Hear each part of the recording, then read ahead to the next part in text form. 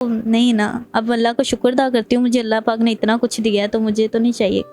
उन्होंने कभी रश किया जिनके घर पे आप काम करती थी? वो भी कहते होंगे कि ये हमारे घर पे काम करती थी, अब स्टार बन तो माशाल्लाह अब तो मेरा रिश्ता मांगा है। बीच रास्ते में रोक लिया हो, कभी किसी ने प्रपोज किया हो या कभी किसी ने ब्लैकमेल किया हो कि आप हमारे साथ फलां फलां करो तो हम आपको काम देंगे? मैं कहती हूँ मुझे जितने भी काम लोगों ने बोला ना, मैंने अभी तक सही काम किए। मुझे कोई बोलता भी था ना ये काम करने से पहले लोग ऐसे टच करते हैं ये वो, तो मैं वो काम ही नहीं पकड़ती, चाहे वो 10,000 का हो, 20,000 का हो, 30,000 का हो, वो मैं पकड़ती नहीं। नहीं, नशा नहीं करते, बस मारते, जुल्म करना बच्चों पे, ये वो ऐसे किसी के। ज़हनी तवाज़ुन ठीक है उनका? लगता तो नहीं है। उनको किसी ने कह दिया ना तेरी बेटी ऐसे बट्टे से बाहर निकली, तो उन्होंने पकड़ के मार देना। इतना मारना है। हमारे गांव में तो कुछ लोग ऐसे कत्ल कर देते थे अपनी बेटियों के, वो बाहर। हमारा तो इस्लाम भी ये कहता है कि वैसे मैं मानती हूँ कि हमारी मजहब में ये चीजें नहीं है। अस्सलाम वालेकुम नाजरीन, मैं हूं आपका होस्ट हमदा सलीम चौधरी। नाजरीन, आज हमारे साथ एक नौजवान मॉडल मौजूद हैं। हम इनसे पूछते हैं कि इस फील्ड के अंदर इनका सफ़र कैसे स्टार्ट हुआ और इनका आगे क्या प्लान्स है। जी अस्सलाम वालेकुम। वालेकुम अस्सलाम। अच्छा, आपने मेरा क्वेश्चन तो सुन लिया, आप ये बताएंगे कि इस फील्ड में आपका कैसे आना हुआ? इस फील्ड में ना मैं कहती हूँ जैसे मैं आई हूँ ना, बहुत मुश्किल से मैं आई हूँ। मतलब मैं ना गांव में रहती थी, लाहौर में नहीं रहती थी मैं, इसलिए मैं भावनगर से हूँ। तो पापा ने बचपन में ना छोड़ दिया था। जब वो छोड़ के गए ना तो हम लाहौर में आ गए थे। मतलब लाहौर में इधर रहते थे लेकिन यहाँ से छोड़ के ना गाँव चले गए थे। तो दूसरी शादी उन्होंने कर ली। तो यहाँ पे ना मैं किसी के घर ना अपनी मम्मा के साथ कुकिंग करती थी। तो कुकिंग वगैरह उनके साथ करने जाती थी। कोई भी काम करोगे कोई छोटा बड़ा नहीं हो जाता, ठीक है। कुकिंग वगैरह करती थी वहाँ पे ना। मुझे किसी ने बोला कि प्रैंक होते हैं। मैंने कहा प्रैंक क्या होते हैं? तो मैंने फर्स्ट प्रैंक किया था खान अली का, ठीक है। प्रैंक किया, एक प्रैंक किया, फिर 2 किए, ऐसे ऐसे ना आस्ता आस्ता मैं इस फील्ड में आई। फिर लोगों ने मुझे कहा आपकी लुक अच्छी है, आप नीलो मुनीर जैसा तिल है ये आपके, ये वो, तो आप ना शूट किया करो। मैंने एक शूट किया, फिर मुझे इंस्टाग्राम पे मैंने लगाया। टिकटॉक पे तो माशाल्लाह मेरे अभी 1 लाख फॉलोवर होने वाले और मतलब 60 लाख लाइक है। आस्ता आस्ता ना मैं शूट में इतने कर चुकी कि आज मेरे साथ खुद लोग ना इंस्टाग्राम पे राब्ता करते हैं कि आप ये हमारा ब्राइडल शूट करें। आपका जो सफ़र है वो प्रैंक्स की वीडियो से स्टार्ट हुआ और आज आप ब्राइडल शूट्स की तरफ चली गई। ये कितने अरसे में सर आपने ये सफ़र तय किया? पहले मैंने 1-2 मंथ ना मतलब ऐसे प्रैंक किए, बीच में ही प्रैंक किया। फिर एक मुझे शूट की ऑफर आई तो मैंने शूट किया। फिर मुझे ना एक ड्रामे की ऑफर आई थी, मैंने कुबरा खान और मयूसिद के साथ ड्रामा शूट किया। मैंने 3 सॉन्ग शूट भी किए हैं। 3 गाने भी आपने शूट किए हैं। तो आप महीने का कितना कमा लेती हैं? कम से कम भी ना 7-8 लाख इजीली। अच्छा, ये कितने टाइम के अंदर आपने ये सारा सफ़र स्टार्ट किया? एक टाइम था आप लोगों के घर में जाके कुकिंग करती थी और आज आप वेल सेटल्ड हो गई हैं इस फील्ड में आने के बाद। महीने का मैंने कुकिंग भी की, चाहे कुकिंग भी की, जैसा भी किया। मुझे इस चीज़ पे बड़ा फक्र है कि मैंने हक लाल की तो खाई ना। तो आज मुझे इतना मैंने सब्र किया तो अल्लाह पाक ने मुझे इतना दिया कि आज मैं अपने पाँव पे खड़ी होकर अपनी मम्मा को, सारी चीज़ों को, सारे घर भर को मैं देखती हूँ कि मेरे पास इतना पैसा है कि अल्लाह को शुक्र है मुझे कमी नहीं है पैसे की। जब आप कुकिंग करती थी तब आप कितना कमाती थी? तब तो महीने का होता है 4-5 हज़ार, मतलब महीने का। 4-5 हज़ार से आप डायरेक्ट लाख में कन्वर्ट हुई हैं। हाँ, अब लाखों में हूँ, लेकिन पहले किसी के घर कुकिंग करती थी तो 3 से 4 हज़ार महीने का मिलता था। जब आप कुकिंग करती थी उस टाइम जो आपकी ज़िंदगी के अंदर जो चीज़ें चल रही थी वो और जो अभी चल रही हैं, क्या डिफरेंस है? डिफरेंट यही है कि पहले तो मैं बिल्कुल भी कुछ भी नहीं थी ना। पहले तो बहुत लोग बातें करते थे इस फील्ड में आना आसान काम नहीं है। आपको पता है लोगों का तो काम है बोलना, लेकिन आज वही लोग कहते हैं हमारे से देख पिक्चर और वीडियो बना लो। अच्छा, तो लोग आपको कहते हैं कि एक पिक्चर हमारे साथ बना लें। अच्छा, मैंने आपसे ये पूछना चाहूँगा कि जब आप 4,000 कमाती थी या 5,000 कमाती थी पर मंथ और आज आप लाखों में कमा रही हैं, 5,000 वाली लाइफ में और ये लाखों वाली लाइफ में जो लाइफ स्टाइल है इसमें क्या डिफरेंस है? मैं तो बहुत खुश नसीब हूँ, अल्लाह का लाख लाख शुक्र करती हूँ कि मैं आज इतना अल्लाह पाक ने मुझे कर लिया कि मैं लाखों में हूँ। 5,000 की तो कोई अब नहीं है ना कि 5,000 पहले लेती थी, लेकिन अब उस पर भी मुझे बड़ा फक्र था कि मैं खाती हूँ, रोटी तो खा के सोती थी ना। जिनके घर पे आप कुकिंग करने जाती थी तो वो अगर आपको दोबारा ऑफर करवाएं, हम आपको चलें 10,000 रुपये पे दोबारा हायर कर लेते हैं, तो आप क्या करेंगे? अब तो मेरे अपने घर पे माशाल्लाह मैंने अपनी मम्मा को रख के दिए हुए है ना काम वाली, मतलब तो अब तो नहीं ना। अब अल्लाह को शुक्र अदा करती हूँ, मुझे अल्लाह पाक ने इतना कुछ दिया है तो मुझे तो नहीं चाहिए। उन्होंने कभी रश किया जिनके घर पे आप काम करती थी? वो भी कहते होंगे कि ये हमारे घर पे काम करती थी, अब स्टार बन। तो माशाल्लाह अब तो मेरा रिश्ता मांगा है। अच्छा, उन्होंने अपने काम वाली का रिश्ता मांग लिया। हाँ, तो उन्होंने कहा है कि काम वाली हो चाहे जैसा भी हो, लेकिन देखो ना अल्लाह पाक ने तुम्हें इतना कर दिया कि आज तुम खुद किसी को मुंह लगाती नहीं, ये नहीं करती वो, लेकिन ऐसा कुछ भी नहीं है, मेरे में बिल्कुल भी एटीट्यूड नहीं है। लेकिन आज तो उन्होंने मुझे खुद रिश्ते की ऑफर की हुई है ना, तो मैं शादी नहीं अभी करना चाहती। मेरी यही ख्वाहिश है कि मैं अभी टिकटॉक पे फेमस हो जाऊँ और अपनी माँ बाप के लिए ना कुछ करूँ, मतलब अपनी माँ के लिए इतना कुछ करूँ कि अल्लाह ना करे कभी मेरी डेथ भी हो जाए ना तो वो बैठ के खाएं। बहुत ही बड़े इरादे हैं अपनी फैमिली को लेके, बहुत ज़्यादा इमोशनल हो गई हैं।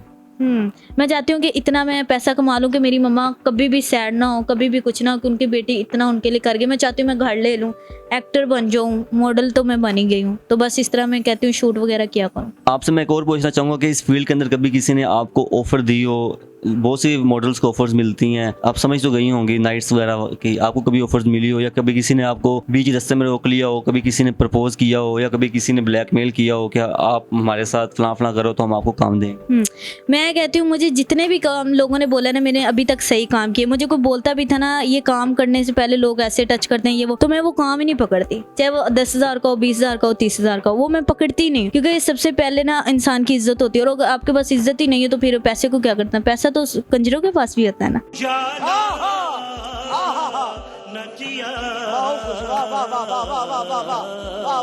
अगर आपको कोई कहे कि हम आपको 1 करोड़ रुपया देंगे और आपने हमारी जो डिमांड्स हैं उसको पूरा करना, उसके बाद हम आपको शूट भी देंगे और कोई बड़ा प्रोजेक्ट हो, तो आप वहाँ पे आप क्या करेंगे? मुझे अल्लाह की तरफ से इतना मिलता है, मैं कहती हूँ मुझे 1 करोड़ क्या, मुझे कोई 2 करोड़ भी बोले कि तुम ये कर लो तो मैं घर नाम लगवा दूँ। जैसे आजकल फील्ड के लोग हैं, बहुत लोग शार है, तो मैं चाहती हूँ कि मुझे सबसे पहले अपनी इज्जत और अपनी माँ की है, जिसने मुझे पाल पोस के इतना बड़ा किया, जिसकी वजह से मैं लोगों के घरों में कुकिंग करती हूँ और आज मैं शूट करती हूँ। तो 1-2 लाख को मैं सब लड़कियों को कहती हूँ कि पैसा इंसान की लाइफ में अहमियत नहीं रखता, लेकिन आजकल लड़कियाँ पैसे पे ज़्यादा मर रही। मजा आया, और मैं ये जो मजा है हिंदुस्तान के हर व्यक्ति को देना चाहता हूँ। फैमिली वालों को क्या एटीट्यूड है? जब आप 5,000 रुपया कमाती थी तब कैसे ट्रीट करते थे और आप कैसे करते हैं? अब तो वो अल्लाह का शुक्र करते हैं। मैंने बताया कि मेरी मम्मा ही हैं और भाई हैं, अभी वो पढ़ रहे हैं। खानदान वाले तो बड़ी बातें करते हैं, कहते होते थे तेरी बेटी ये करने जाती वो करने जाती, लेकिन आज वही चुप करके ना साइड। जब आप लोगों के घरों में काम करती थी तब आप लोगों की सपोर्ट करते थे खानदान वाले? नहीं, बिल्कुल भी नहीं करते थे, वो तो अभी भी काम करते हैं, बस उनमें से मैं डिफरेंट निकली जो मतलब काम नहीं कर रही और अपनी मम्मा को काम वाली रख के दी। अच्छा, और आपके खानदान वाले आप लोगों को मुंह नहीं लगाते होंगे और अब वो कहते होंगे भाई आयशा की बात ही क्या है? हाँ, अब तो उनको पता है ना कि कमा रही है ये वो, अब तो वो इस बात पे हैरान है कि यार हम खुद लोगों के घर में काम करते और इसने अपनी माँ को काम वाली रख के दी।